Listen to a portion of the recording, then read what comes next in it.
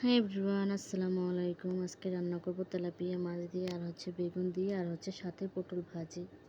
তো মাছটাকে ভেজে রাখার পর বেগুনগুলোকে সুন্দর মতো ভেজে নেওয়ার পরে কড়াইতে তেল দিয়ে পেঁয়াজ আর রসুন বেটে তারপরে ভালো মতো ভাজার পরে এখানে হলুদ মরিচ লবণ দেওয়ার পরে বেগুনগুলো দিয়ে দিলাম। বেগুনগুলো আলতোভাবে নেড়ে চেড়ে তারপরে করতে হবে, বেশি নাড়া দিলে ভেঙে যাবে। তারপরে হালকা একটু ঝোল দিয়ে মাছটাকে দিয়ে দিলাম। তো এই আমার তরকারিটা কেমন হয়েছে অবশ্যই বলবেন। তারপরে আমি এখন পটলগুলোকে ভেজে নেব। রান্নার শেষে নিভা চুলায় এগুলো ভাজলে পরে সুন্দর হয় ভাজাটা, কারণ চুলায় বেশি আঁচ থাকলে পটলগুলো পুড়ে যায়। তারপরে আমার কড়াইটা অনেক পুড়ে গেছে, তো আমি অন্য একটা কড়াইতে ভালো মতো ভেজে নিলাম। তো আমার পটল ভাজিটা কেমন হয়েছে অবশ্যই বলবেন। আমার কাছে পটল ভাজি অনেক ভালো লাগে। তারপরে রান্নার শেষে আমি একটু আমসত্ত্ব খেয়ে নিলাম। তো আমরা এটাকে আমসত্ত্ব বলি। তো আপনারা কে কী নামে চেনেন অবশ্যই কমেন্টসে বলবেন।